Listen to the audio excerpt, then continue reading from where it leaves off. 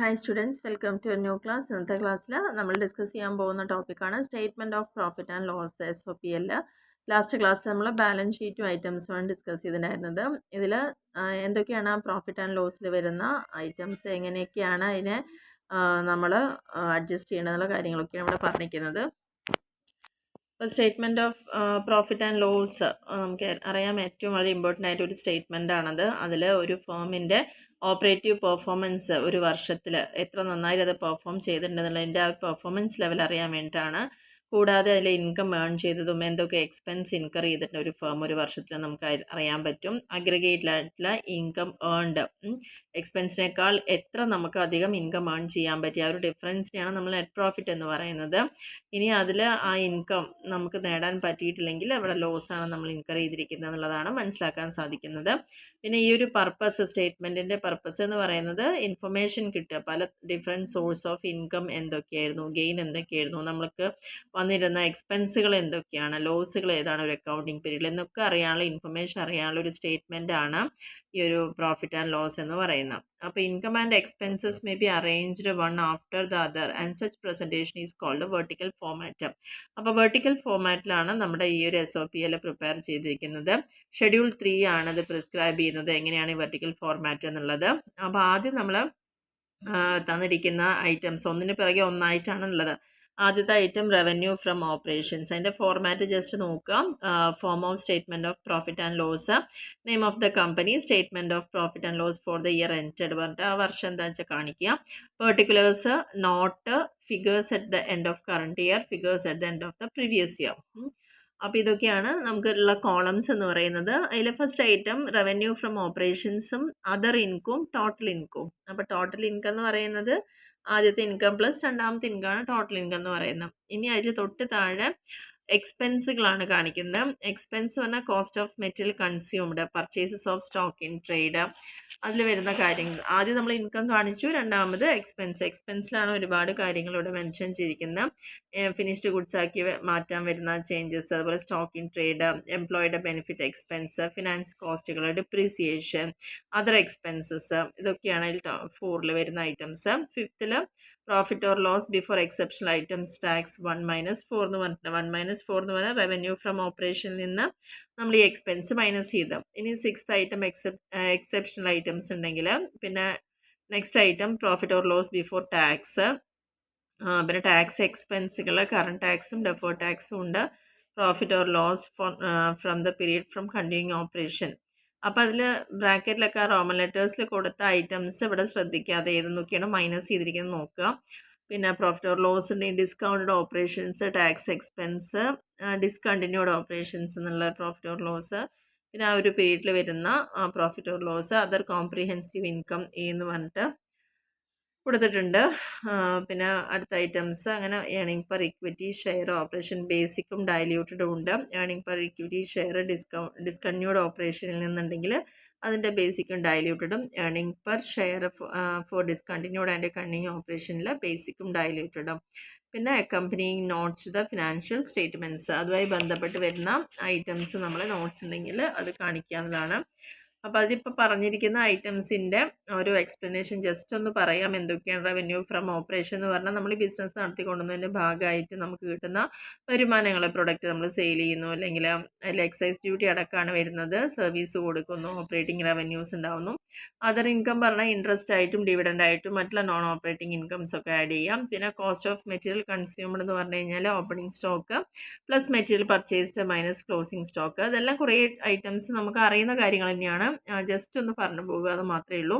Purchase ചെയ്തിരിക്കുന്ന stock in trade, പിന്നെ എന്തെങ്കിലും inventory, finished goods, work in progress, stock in ട്രേഡിൽ വരുന്ന ചേഞ്ചസുകൾ ഉണ്ടെങ്കിൽ, പിന്നെ എംപ്ലോയീസിന് കൊടുക്കുന്ന ബെനിഫിറ്റ് അത് നമുക്ക് എക്സ്പെൻസ് ആയിട്ടാണ് വരുന്നത്. അവരുടെ എംപ്ലോയി വെൽഫെയറിന് വേണ്ടി നമ്മൾ കൊടുക്കുന്നതാണ്. വേജസും സാലറിയും സോഷ്യൽ സെക്യൂരിറ്റി കോൺട്രിബ്യൂഷനും annual leave, sick leave, profit sharing bonuses, അങ്ങനെ ഒത്തിരി കാര്യങ്ങൾ. പോസ്റ്റ് എംപ്ലോയ്മെൻറ്റ് ബെനിഫിറ്റുകളും ഇവിടെ ഉണ്ട്. റിട്ടയർമെൻറ്റ് ബെനിഫിറ്റുകൾ, പെൻഷൻ സ്കീമുകൾ, മെഡിക്കൽ കെയർ, ലോങ് ടേമിലേക്ക് കൊടുക്കുന്ന ബെനിഫിറ്റുകൾ, പിന്നെ ടെർമിനേഷൻ ബെനിഫിറ്റ്, നമ്മൾ പിരിഞ്ഞു പോകുന്ന സമയത്ത് കൊടുക്കുന്ന ബെനിഫിറ്റുകളൊക്കെയാണ്. ഫിനാൻസ് കോസ്റ്റ് എന്ന് പറയുന്നത് ബിസിനസ് പൈസ ആരോടെങ്കിലും നമ്മൾ കടം വാങ്ങാം, നമ്മുടെ ഫിനാൻഷ്യൽ റിക്വയർമെൻറ്റ്സ് മീറ്റ് ചെയ്യാൻ വേണ്ടിയിട്ട് ബോറോ ചെയ്തിട്ടുണ്ടായിരിക്കും. ആ എമൗണ്ട് ബോറോ ചെയ്തിരിക്കുന്ന ഒരു ബാങ്കിൽ നിന്നോ ഫിനാൻഷ്യൽ ഇൻസ്റ്റിറ്റ്യൂഷനിൽ നിന്നോ ആയിരിക്കാം. അതുമായി ബന്ധപ്പെട്ട് വരുന്ന നമുക്ക് ചിലവുകൾ, ഇപ്പോൾ ഡിബഞ്ചേഴ്സൊക്കെ യൂസ് ചെയ്തിട്ടുണ്ടായിരിക്കും. അപ്പോൾ അതിന് ആ കോസ്റ്റ്, അതുമായി ബന്ധപ്പെട്ട് വരുന്ന ബോറോ ചെയ്യാൻ വേണ്ടി വരുന്ന കോസ്റ്റുകൾ, പിന്നെ ഫിനാൻഷ്യൽ കോസ്റ്റ് പറഞ്ഞു കഴിഞ്ഞാൽ ഇൻട്രസ്റ്റ്, ഡിവിഡൻഡ്, എക്സ്ചേഞ്ച് ഡിഫറൻസുകൾ, അതിൽ ബോറോയിങ് കോസ്റ്റുകളൊക്കെ ഉണ്ടെങ്കിൽ അതെല്ലാം നമുക്ക് വരുന്ന ചിലവുകൾ കാണിക്കുക. പിന്നെ ഡിപ്രീസിയേഷനോ അമോർട്ടൈസേഷനോ അതിൽ മെൻഷൻ ചെയ്യാം. നോൺ കറണ്ട് അസറ്റിനാണ്, അതുപോലെ എത്ര കാലത്തേക്ക് നമുക്ക് യൂസ് ചെയ്യാൻ പറ്റും, അതിൻ്റെ ബേസിലാണ് നമുക്കിതെല്ലാം കണക്കാക്കാൻ പറ്റുന്നത്. മാച്ചിങ് പ്രിൻസിപ്പിൾ പ്രകാരമാണ് ഒരു അസറ്റിൻ്റെ കോസ്റ്റും അതിൻ്റെ യൂസ്ഫുൾ ലൈഫുമാണ് നമ്മൾ നോക്കുന്നത്. അതിൻ്റെ അപ്പോർഷൻ ചെയ്യുന്നത് എങ്ങനെയൊക്കെയാണ് നോൺ കറണ്ട് അസറ്റ്. ഡിപ്രീസിയേഷൻ എന്ന് പറഞ്ഞു കഴിഞ്ഞാൽ നമ്മൾ അതിൻ്റെ മൊത്തം ചെലവിനെ വരുന്ന അതിൻ്റെ യൂസ്ഫുൾ ലൈഫിലേക്ക് ഡിവൈഡ് ചെയ്ത് കൊടുക്കുക, അതിനാണ് ഡിപ്രീസിയേഷൻ എന്ന് പറയുന്നത്. അപ്പോൾ ഈ ഒരു ഡിപ്രീസിയേഷൻ വരുന്നത് ടാഞ്ചിബിൾ അസറ്റിനാണ്. ഇൻടാഞ്ചിബിൾ അസറ്റിനാണ് നമ്മൾ പ്രധാനമായിട്ടും അമോർട്ടൈസേഷൻ കണക്കാക്കുന്നത് എന്നുള്ളതാണ് പറഞ്ഞിരിക്കുന്നത്. മറ്റുള്ള എക്സ്പെൻസുകൾ, manufacturing expense, selling, marketing, administration expense, അത്തരത്തിലുള്ള എക്സ്പെൻസുകൾ അവിടെ കാണിക്കുന്നുണ്ട്. പിന്നെ profit or loss from discontinued operation, നമ്മൾ ബിസിനസ് സ്റ്റാർട്ട് ചെയ്തിട്ട് കുറച്ച് കഴിഞ്ഞ് ചിലപ്പോൾ നിർത്തി പോയിട്ടുണ്ടാവാം, അപ്പോൾ അതുവരെ കിട്ടിയിരിക്കുന്ന അതിൻ്റെ ബിസിനസ്സോ ലോസോ പ്രോഫിറ്റോ ഉണ്ടെങ്കിൽ കാണിക്കുക. Profit or loss for the period, ആ ഒരു കാലയളവിലേക്ക് നമുക്ക് വന്നിരിക്കുന്ന പ്രോഫിറ്റ് ലോസ്. മറ്റുള്ള കോംപ്രിഹെൻസീവ് ഇൻകംസ് ആണ് OCI എന്ന് പറയുന്നത്. Heading presents some income and expenses that are not recognised. അത് നമ്മൾ P&L അക്കൗണ്ടിലൊക്കെ നമുക്ക് ഐഡൻറ്റിഫൈ ചെയ്യാൻ പറ്റാതെ വരുന്ന കാര്യങ്ങളൊക്കെ ഉണ്ടെങ്കിൽ അത് ക്ലാസിഫൈ ചെയ്തുകൊണ്ട് തന്നെ കാണിക്കാം. പിന്നെ will not be reclassified to profit and ലോസിൽ റീക്ലാസിഫൈ ചെയ്യാത്ത ഐറ്റംസ് ഏതൊക്കെയാണെന്നുള്ള റിവാലുവേഷൻ, സർപ്ലസിൻ്റെ ചേഞ്ചസ്, റീമെഷർമെൻറ്റ് നടത്തിയിട്ടുണ്ടാവും ബെനിഫിറ്റ് പ്ലാനുകൾ, അല്ലെങ്കിൽ equity instruments, other comprehensive income പ്രകാരം OCI പ്രകാരം വന്ന ഇക്വിറ്റി ഇൻസ്ട്രുമെൻസിൻ്റെ കാര്യങ്ങൾ, പിന്നെ ഫെയർ വാല്യൂ ചേഞ്ച് ആയിരിക്കുന്നത്, പിന്നെ share of other comprehensive income, ഇതൊന്നും നമുക്ക് P&L അക്കൗണ്ടിൽ റീക്ലാസിഫൈ ചെയ്ത് കാണിക്കില്ല.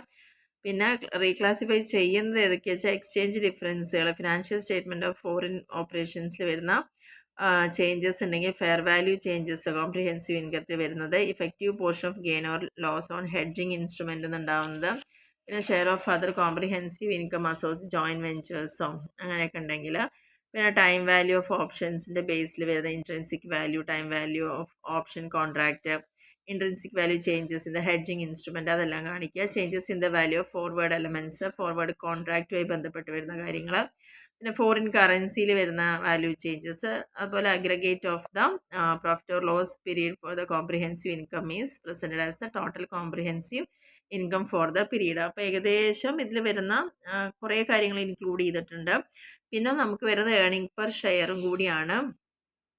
ഏർണിംഗ് പെർ ഷെയറിൽ എന്ന് പറഞ്ഞാൽ നമുക്കറിയാം ഒരു ഷെയറിൻ്റെ മുകളിൽ നമുക്ക് ഓരോ ഷെയർ ഹോൾഡേഴ്സിനും എത്ര രൂപയാണ് ഏൺ ചെയ്യാൻ സാധിച്ചത് എന്നുള്ളത്. അപ്പോൾ അതിൻ്റെ ബേസിക്കും ഉണ്ട് ഡൈല്യൂട്ടഡും ഉണ്ട്. അപ്പോൾ ബേസിക് EPS എന്ന് പറഞ്ഞു കഴിഞ്ഞാൽ അത് ഡിവൈഡ് ചെയ്യുന്നത് profit attributable to ordinary equity shareholders by the number of equity shares outstanding. അപ്പോൾ നമുക്ക് എത്രയാണോ ആ വർഷം ഇക്വിറ്റി ഷെയർ ഹോൾഡേഴ്സിന് മൊത്തം കിട്ടിയ പ്രോഫിറ്റ് ഡിവൈഡ് ബൈ അതിൻ്റെ weighted average number of equity shares, ആ ഒരു വർഷം ഔട്ട്സ്റ്റാൻഡിങ് ആയിട്ടുള്ള ഇക്വിറ്റി ഷെയറിൻ്റെ മുകളിലാണ് EPS കാണുന്നത്. ഡൈല്യൂട്ടഡ് EPS എന്ന് പറഞ്ഞു കഴിഞ്ഞാൽ ഈ ഒരു ബേസിക് EPSന് പുറമെ കമ്പനീസ് ഒരു റിപ്പോർട്ടും കൂടി ഡൈല്യൂട്ടഡ് EPSൽ കാണിക്കണം. കാരണം might have issued financial instruments may get converted into, ചിലപ്പോൾ ഇവർ ഇഷ്യൂ ചെയ്തിരിക്കുന്ന ഇൻസ്ട്രുമെൻറ്റ്സ് ഒക്കെ ഇക്വിറ്റി ഷെയർസ് ആയിട്ട് ഭാവിയിൽ കൺവേർട്ട് ചെയ്യാൻ സാധ്യത ഉള്ളതുണ്ട്.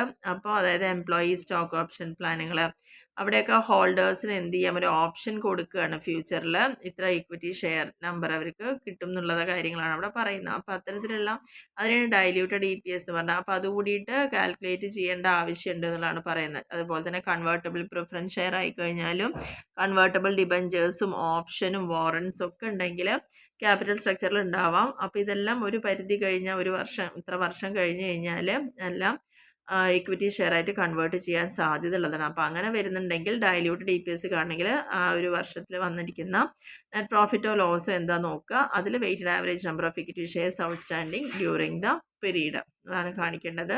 പിന്നെ എക്സെപ്ഷണൽ ഐറ്റംസ്, എക്സ്ട്രാ ഓർഡിനറി ആയിട്ട് വരുന്ന കുറച്ച് ഐറ്റംസ് അതിൽ പറയുന്നുണ്ട്. അതായത് realisable value reversal such write downs dispose ചെയ്യുക, ഏതെങ്കിലും ഫിക്സഡ് അസറ്റ് ഡിസ്പോസ് ചെയ്യുക, ലോങ് ടേം ഇൻവെസ്റ്റ്മെൻറ്റ് ഡിസ്പോസ് ചെയ്യുക, ലെജിസ്ലേറ്റീവ് ചേഞ്ചസ് ഉണ്ടായിരിക്കുക, ലിറ്റിഗേഷൻ സ്റ്റേറ്റ്മെൻറ്റ്സുകൾ ഉണ്ടായിരിക്കാം, അത്തരത്തിലുള്ള കാര്യങ്ങൾ. പിന്നെ എക്സ്ട്രാ ഓർഡിനറി ആയിട്ട് എന്ന് പറയുമ്പം ഒരു ഇവൻറ്റോ അല്ലെങ്കിൽ ട്രാൻസാക്ഷനൊക്കെ ക്ലിയർ ആയിട്ട് തന്നെ ഓർഡിനറി ആക്ടിവിറ്റിയിൽ നിന്ന് തികച്ചും വ്യത്യസ്തമായി നിൽക്കുന്ന ഐറ്റംസാണ് എക്സ്ട്രാ ഓർഡിനറി ഐറ്റം എന്ന് പറയുന്നത്.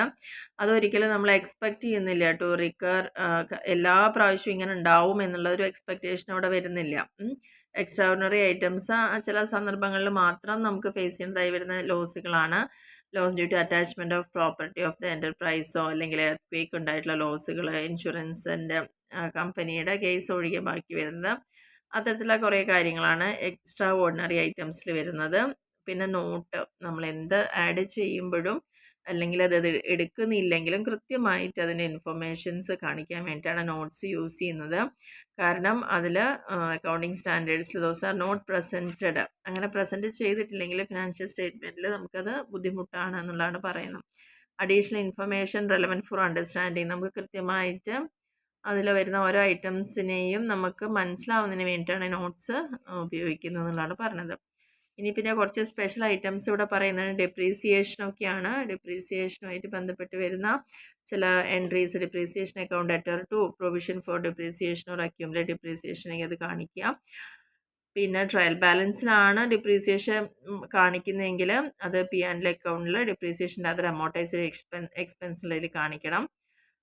ഇഫ് ഇറ്റ് അപ്പിയേഴ്സ് അണ്ടർ അഡ്ജസ്റ്റ്മെൻറ്റിലാണ് കാണിക്കുന്നതെങ്കിൽ അത് ഡിഡക്റ്റ് ചെയ്യുക കോസ്റ്റിൽ നിന്ന്, ഫിക്സഡ് അസറ്റിൻ്റെ കോസ്റ്റിൽ നിന്ന് ഡിഡക്റ്റ് ചെയ്യുക. എന്നിട്ട് ആ നോട്ട്സിൽ കാണിക്കുക under the head non current asset എന്നുള്ളതിൽ കാണിക്കുക. പിന്നെ ഇൻട്രസ്റ്റ് ഓൺ ഡിബഞ്ചേഴ്സ് ആണ് അടുത്തൊരു ഐറ്റം എന്ന് പറയുന്നത്. Interest on debentures, debenture interest കൊടുക്കുമ്പം അതായത് company required to deduct tax at source before paying interest to debenture holders. Debenture ഹോൾഡേഴ്സിന് നമ്മൾ ഇൻട്രസ്റ്റ് കൊടുക്കുന്നതിന് മുന്നേ തന്നെ നമുക്ക് ടാക്സ് ഡിഡക്റ്റ് ചെയ്യേണ്ടതുണ്ട്. അപ്പോൾ ആദ്യം when interest on debenture becomes due, interest due ആകുമ്പോഴുള്ള journal entry interest on debenture account letter to income tax payable to debenture holders. Interest കൊടുക്കുന്ന സമയത്ത് debenture holder account letter to bank, പിന്നെ transfer ചെയ്യാതെ P&L അക്കൗണ്ടിലേക്ക് transfer ചെയ്തിട്ട് close ചെയ്യാം. അപ്പോൾ statement account P&L account letter to interest on debenture. പിന്നെ debenture ഹോൾഡേഴ്സിന് ഇൻട്രസ്റ്റ് ഡ്യൂ ആയിട്ടുണ്ട് പക്ഷെ കൊടുത്തിട്ടില്ലെങ്കിൽ ജേണൽ എൻട്രി, അതായത് ഔട്ട്സ്റ്റാൻഡിങ് ആയിട്ടുള്ളതാണെങ്കിൽ interest on debentures account letter to outstanding interest on debentures. പിന്നെ അവിടെ ശ്രദ്ധിക്കേണ്ട കാര്യം gross interest on debentures should be shown in the statement of profit and loss under the head finance cost. SOPL കാണിക്കേണ്ട finance cost എന്നുള്ള ഹെഡിങ്ങിലാണ് മൊത്തത്തിലുള്ള interest on debentures അവിടെ കാണിക്കേണ്ടത്. പിന്നെ ഇൻകം ടാക്സ് പേയബിൾ ഉണ്ടെങ്കിൽ should be shown in the balance sheet under the head other current liability എന്നുള്ളതാണ് income tax കൊടുക്കുന്നത്. When it is paid to the government ആണെങ്കിൽ income tax payable account letter is ഡെബിറ്റഡും and bank account ആയിരിക്കും credit ചെയ്യുക എന്നുള്ളതാണ് പറയുക. അങ്ങനെയാണ് ആ അക്കൗണ്ട് അവിടെ ക്ലോസ് ചെയ്യുന്നത്. പിന്നെ ഔട്ട്സ്റ്റാൻഡിങ് ഇൻട്രസ്റ്റ് ഓൺ ഡിബഞ്ചേഴ്സ് ഒക്കെ ഉണ്ടെങ്കിൽ അത് ഇൻട്രസ്റ്റ് ഓൺ ഡിബഞ്ചേഴ്സിനൊപ്പം ആഡ് ചെയ്യുക, എന്നിട്ട് നോട്ടിൽ കാണിക്കുക. സെയിം എമൗണ്ട് തന്നെ നമ്മൾ ബാലൻസ് ഷീറ്റിൽ അതർ കറണ്ട് ലയബിലിറ്റിയിൽ കാണിക്കുക. ഇനി അങ്ങനെ പ്രത്യേകിച്ച് ഒന്നും ക്വസ്റ്റ്യനിൽ പറഞ്ഞിട്ടില്ലെങ്കിൽ, അതായത് ഔട്ട്സ്റ്റാൻഡിങ് ഇൻട്രസ്റ്റിനെ കുറിച്ച് പറഞ്ഞിട്ടില്ലെങ്കിൽ അത് നമ്മൾ കൺസിഡർ ചെയ്യേണ്ടത് ഫിനാൻഷ്യൽ സ്റ്റേറ്റ്മെൻറ്റ് പ്രിപ്പയർ ചെയ്യുമ്പോൾ അത് കൺസിഡർ ചെയ്യുകയും വേണം. When the amount of debentures, rate of interest and interest on debenture paid are known, ഇതെല്ലാം നമുക്ക് കൃത്യമായി അറിയുകയാണെങ്കിൽ understand whether there is outstanding interest or not. ക്വസ്റ്റ്യനിൽ ഇതെല്ലാം തന്നിട്ടുണ്ടെങ്കിൽ നമുക്കറിയാം ഔട്ട്സ്റ്റാൻഡിങ് ഇൻട്രസ്റ്റ് ഉണ്ടോ ഇല്ലയോ എന്നുള്ളത് നമുക്കറിയാൻ സാധിക്കുന്നുള്ളതാണ് പറയുന്നത്. അപ്പോൾ ഇവിടെ ജസ്റ്റ് ഒരു എക്സാമ്പിൾ ഇവിടെ തന്നിട്ടുണ്ട്. 8% ഡിബഞ്ചേഴ്സ് ക്രെഡിറ്റിൽ 5 lakh കിടക്കുന്നുണ്ട്, ഇൻട്രസ്റ്റ് 20,000 വരുന്നുണ്ട്.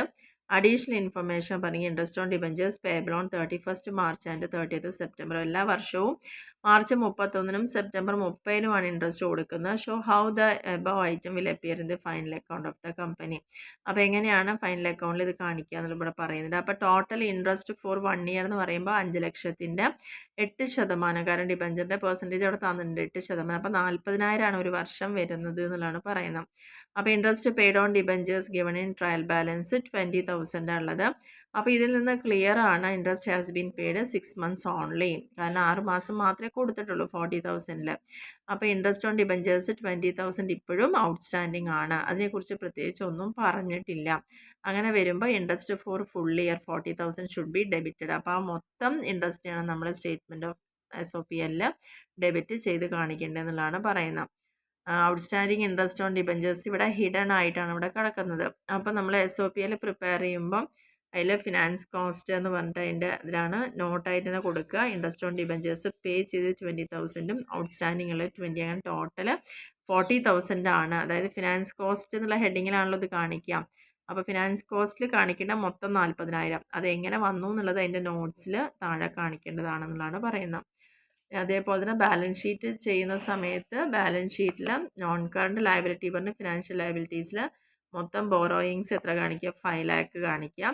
അതർ കറണ്ട് ലയബിലിറ്റി എന്ന് പറഞ്ഞാൽ ഇനി 20,000 കൂടി കൊടുക്കാറുണ്ടല്ലോ, അതും കൂടി അവിടെ കാണിക്കുക. അതിൻ്റെ ഈ നോട്ട്സ് കൊടുക്കുക. ബോറോയിങ്സ് 8% ഡിബഞ്ചറാണ് 5 ലക്ഷത്തിന് പർച്ചേസ് ചെയ്തിരിക്കുന്നത്.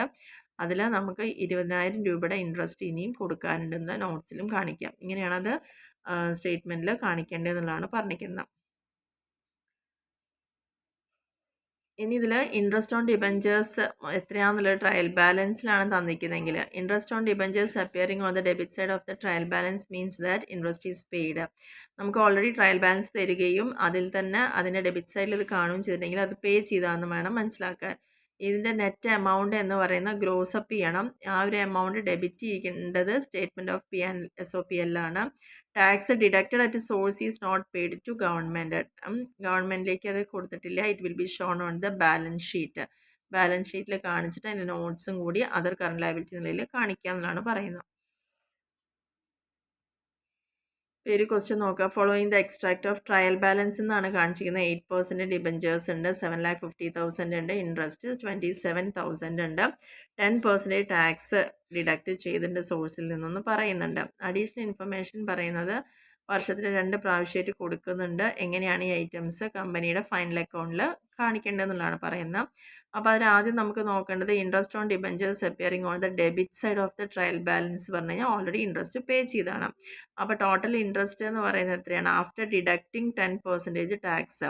അപ്പോൾ അതിനെ ഗ്രോസ് അപ്പ് ചെയ്യണം. അപ്പോൾ ഗ്രോസ് എമൗണ്ട് എന്ന് പറയുന്നത് 30,000, അതായത് 27,000 ആണ് അതിൻ്റെ ഇൻട്രസ്റ്റ്. അത് ഇൻറ്റു 100/90 ആണ് അവിടെ ചെയ്യുന്നത്.